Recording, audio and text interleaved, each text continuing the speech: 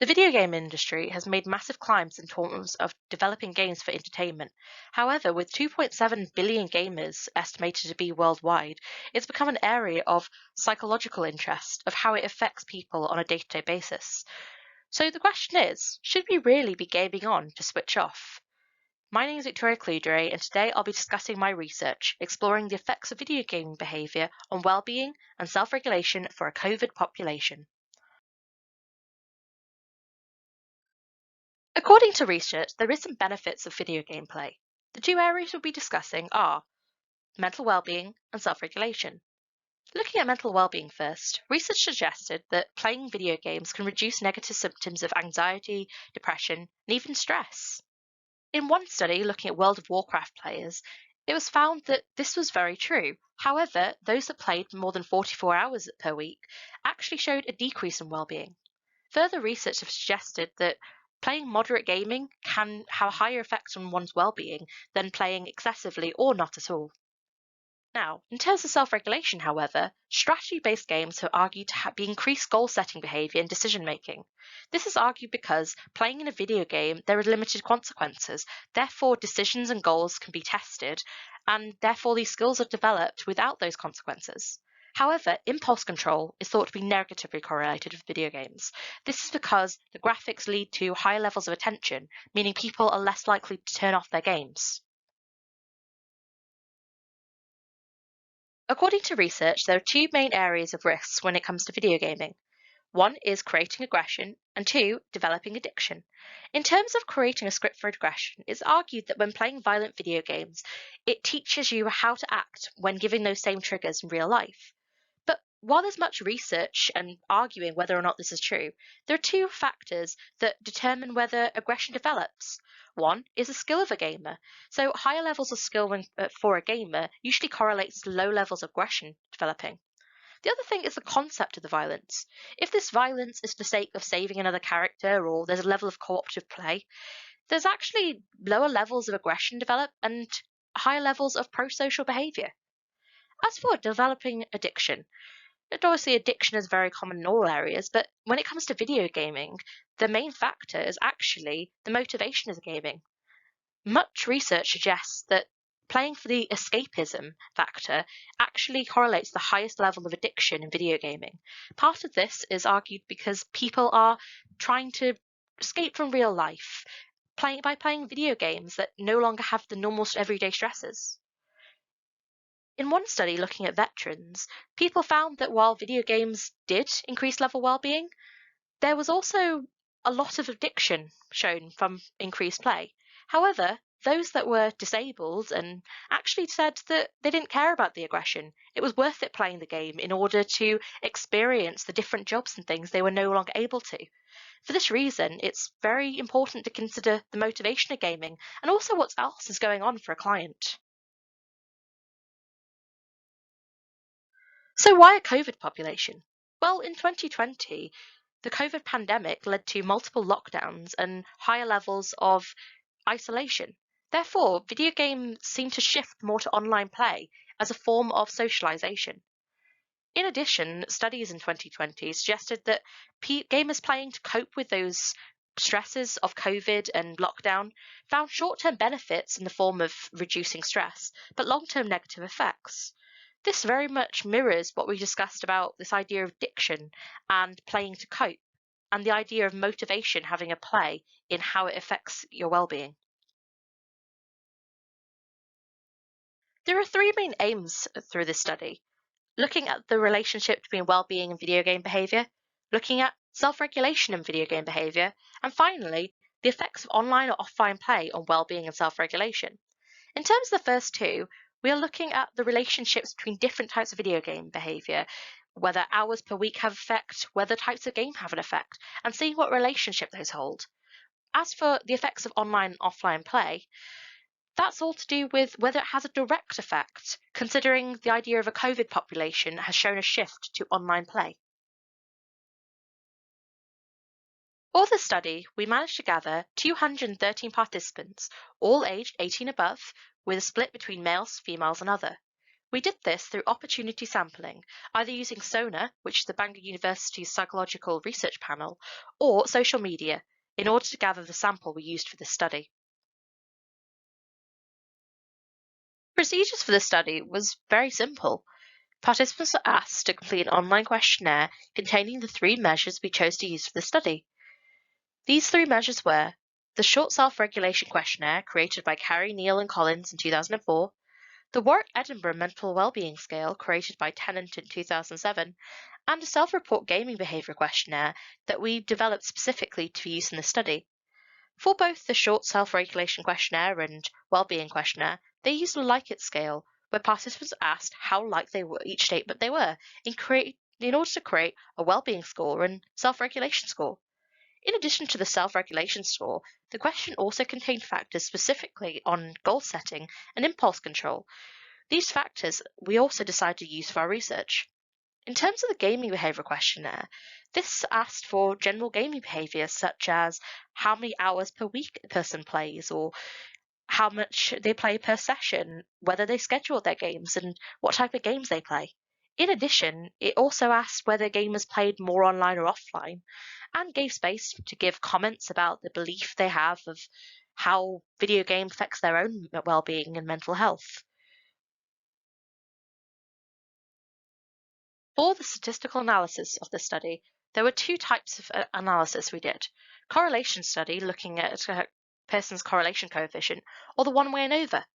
The correlation studies were for looking at well-being and self-regulation in terms of gaming behaviours, of which we specifically looked at hours per week, and hours per session, as well as dividing it into different game types.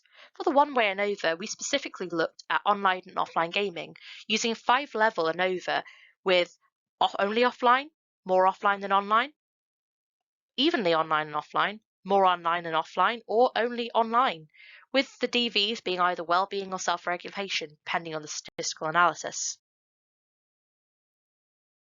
In terms of results for our statistical analysis, there were 2 areas that had no significant correlations: well-being with any gaming behaviour, and hours per session with any aspect of self-regulation.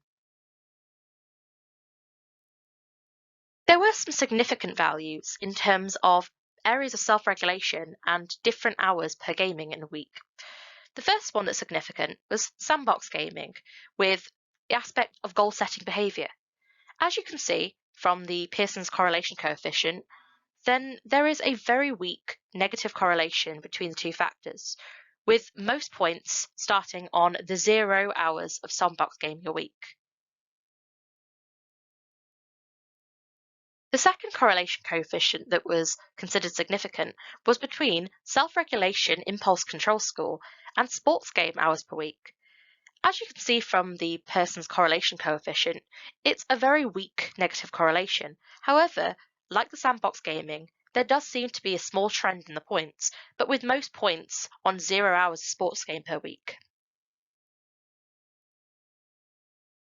So, finally we come to our ANOVA, looking at whether online or offline gameplay has an effect on well-being and self-regulation.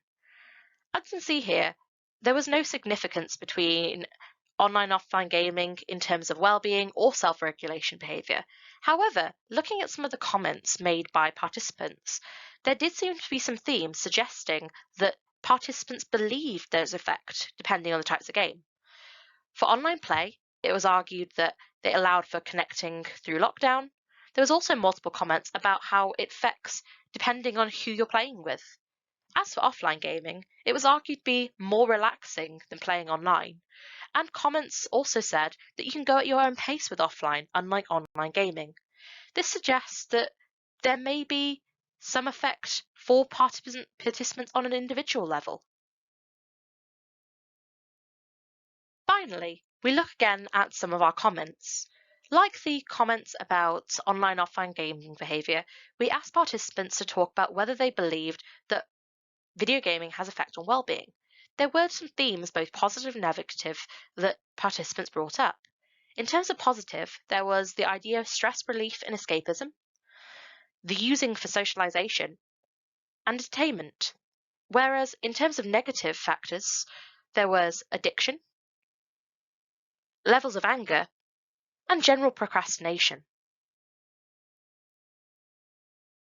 Along with the comments about well-being video games and online or offline play, there were a few odd comments and themes that appeared. One was the use of video games for dyspraxia, and one was real examples of video game in therapy. While we will not discuss them in detail now, they will be discussed when we start considering the implications of video games throughout research and intervention. The first area we'll be discussing is sandbox gaming hours per week with self-regulation, specifically related to goal-setting behaviour. We understand that there is a small negative correlation, but the real question is why? Studies in looking at Minecraft as an education tool have shown that people are able to explore and create and build what they want in those worlds, as is similar to most sandbox games. However, while this leads to a level of creative freedom, there's no specific goal for the game, and therefore this could be why there's a small negative correlation between sandbox gaming and goal-setting behaviour. Second, we come on to sports gaming hours per week with self-regulation, specifically their relationship with impulse control. However, there's not a lot of research in terms of why sports games specifically would have a negative correlation. However, we have discussed that impulse control is negatively correlated with video games when there's high levels of attention due to the colourful graphics, and this leads to players not being able to pull themselves away. Now we come to well-being and video game behaviour. And yes, there was no correlation for this research in terms of the relationship between well-being and video gaming. However, the most common response in terms of how video games have an effect on well-being, according to participants, was escapism. Therefore, this is definitely an area to discuss. For all of the comments, this was treated as increasing positive well-being. However, the research we've discussed has also shown that escapism is a risk factor for addiction. So the question really here is, this idea of escapism, is it causing positive well-being? Is it causing addiction? Or is it the case of the veterans we talked about, who found that the positive aspects of escapism outweighs that addiction? This is something that could be very important when talking to people about the motivations for their gaming and better understanding what's going on for them. Now we come to online versus offline gaming. Yes, that the ANOVA was considered insignificant, therefore online and offline gaming doesn't have an effect on well-being and self-regulation for this population. However, looking more at the comments, there does seem to be an aspect of video gaming and the types of video gaming having an effect. One of the big things with online gaming has been social behaviour. This idea of social interaction is thought to increase well-being, and other comments even talked about the types of people you play with having an effect. If you play with your friends, there's an increase in positive well-being, whereas you play with strangers that you don't enjoy playing, a lot of the participants talked about a negative effect on their well-being. Research has actually argued for this fact, saying that people that play with known others or people they have a relationship with outside the playing games actually have higher increasing well-being than those that play with strangers. So like all research, there is limitations. And for this study, the two big ones was personal bias and the gaming questionnaire, at least in terms of hours per week, for example. So starting with personal bias, I have been an avid gamer for as long as I remember. Therefore, there's always going to be slight personal bias. However, I've also experienced what it's like to help clients through the world of gaming. With one client I had, they struggled with being able to attain goals in real life because they struggled with the idea of failure that you'd see from everyday tasks. However, they didn't experience that in video games. So within our sessions, we started to use his knowledge and understanding of video games and applying it to real life settings. So in order for him to set goals that felt more like winning in a game and made him feel more comfortable and safe in that space. Due to this little bit of personal bias I have, it's understandable that I needed to be very careful with a lot of the comments I looked at in order to make sure that my personal bias didn't affect what I saw in terms of the themes and the results. Now, in terms of the gaming questionnaire, it asked for an average hours per week. However, on reflection, it didn't take into account maybe the history of the gamer or whether or not this was normal for them. So, did they have work more often? Were they creating an average for the month, whereas maybe one week was very heavy gaming and another week was very light? So, while the questionnaire themselves worked well for a correlation study, it's something to be mindful in further research and maybe looking at how this gaming behaviour is spread.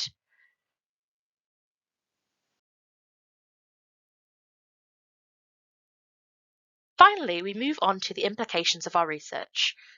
In terms of theoretical implications, the two biggest areas we've talked about are motivations and other factors that affect well-being, and gaming factors that affect self-regulation.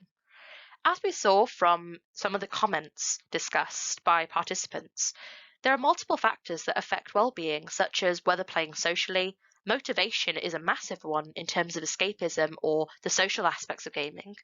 Therefore, this could be an area of continued research to better understand what goes on and why people play certain games and obviously how it affects you. And in terms of self regulation, as we saw from even the weak correlations, there is some effect based on the type of gaming, and even research supports ideas of why this could be.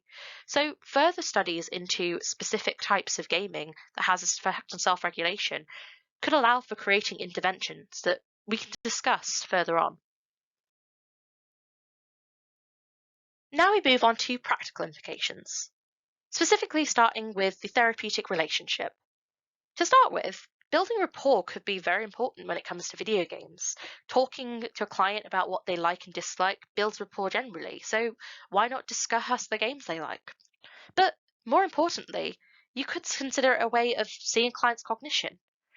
What if this client played a lot of video games and used the video gaming world as an escapism or an area to communicate with others? By understanding why they play and maybe the world in which they're living in, you might be able to understand what's going on in their head just a little bit better. And finally, considering those motivations. As we discussed, playing for social aspects or playing for escapism, this has very different effects on well-being. But this could also teach you a lot about the client of what it is they're escaping from and allow for exploration in the therapeutic relationship. And now finally we come to the practical implications in terms of using video games as a tool within therapy. Going back to the comments made, many people discuss the fact that they use video games as a way to help their dyspraxia, specifically looking at increasing fine motor skills. In addition, one client talked about being prescribed Pokemon Go by a counsellor in order to help increase their motivation to leaving the house. In both these cases, video games are being used as a tool to help, in this case, fine motor skills, and in this way, motivation to increase well-being, showing that there are areas that video games can play outside the therapeutic relationship in order to help build some of these skills between sessions for clients. So, what's the take home message today? Well, for one, video games are more than entertainment. As shown from previous research and even our study, video games can have a psychological effect on well being, self regulation, aggression, and addiction. There's also other factors in play in terms of understanding motivation and multiple implications for this research. And for that reason, we need to learn that video games are more than entertainment. They're also an introduction into the world that only that gamer really knows. Thank you so much for watching today, and please feel free to leave comments and questions in the comments section below. For more information, contact me for the handout for this presentation containing further readings and more information about this study. But most of all, for the video games out there, remember to game on to switch off.